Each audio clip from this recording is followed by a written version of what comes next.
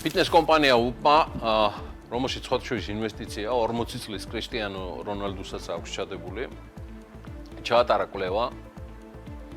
კვლევა იმის დასადგენად თუ რა ბიოლოგიური ასაკი აქვს მსოფლიოს ამ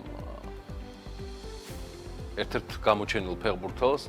გარკვეული სამედიცინო კვლევების და კომპანიის ფიტნეს სამაჯურის დარების შემდეგ UPMA ამ აპლიკაციამ რონალდუს აცნობა, რომ მისი ბიოლოგიური ასაკი არის არასრული 29 წელი. რაც ნიშნავს, რომ ფიზიოლოგიურად რონალდუ არის 11 წლით უმცროსი თავის რეალურ ასაკთან შედარებით. შედეგი თავად რონალდუსთვისაც სრულიად დაუჯერებელი იყო და ნახევრად ხურობით განაცხადა, რომ ფეხბურთს კიდევ 10 წელი ითამაშებდა პროფესიონალურ დონეზე. ეს იმ დროს, როცა მომატებული საფეხბურთო მატჩების გამო 30 წელს გადაცილებული ფეხბურთელების უმრავლესობა ხშირად ტრავმიანობს და კარიერას ალბათ სადღაც 34-38 წლის ასაკამდე ასრულებენ. სხვა შორის აქვე კრისტიანოზე დიდხანს საუბარი რო არ გავაგრძელო, გამოჩნდა კრისტიანო რონალდუ უმცროსი. ანუ ლეგენდარული ფეხბურთელის ვაჟი, რომელმაც სოციალურ ქსელში თავისი პირველი პრიზი და თასი გამოაქვეყნა. ეს არის ის ფოტო, რომელიც Instagram-ზე გამოაქვეყნა მან პორტუგალიის სახელით.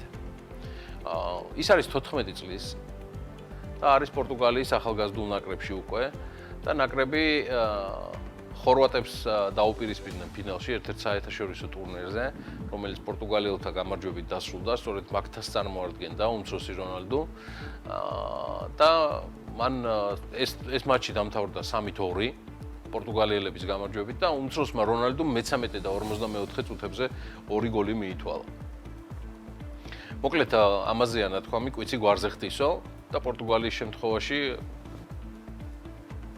ის ურჩევნია მამულსა, რომ შვილი ჯობდეს მამასაო. შორის 14 წლის უმცროს კრისტიანოს უკვე თვალი დაადგეს და მთლად მადრიდის რეალიდან მამამისის ერთ-ერთი ძირითადი საეტაპო კლუბიდან ძალიან აქტიურად აკვირდებიანო და მგონი ბოლომდეც მიიყვანენ ამ საქმეს რეალის გაქანება და კრისტიანოს საგვარეულოსადმი თუ გნებავთ მოდგმით სიყვარული რომ ვიცით, ეს ამბავი დიდი ალბათობით უმცროს კრისტიანოს არ ასწდება.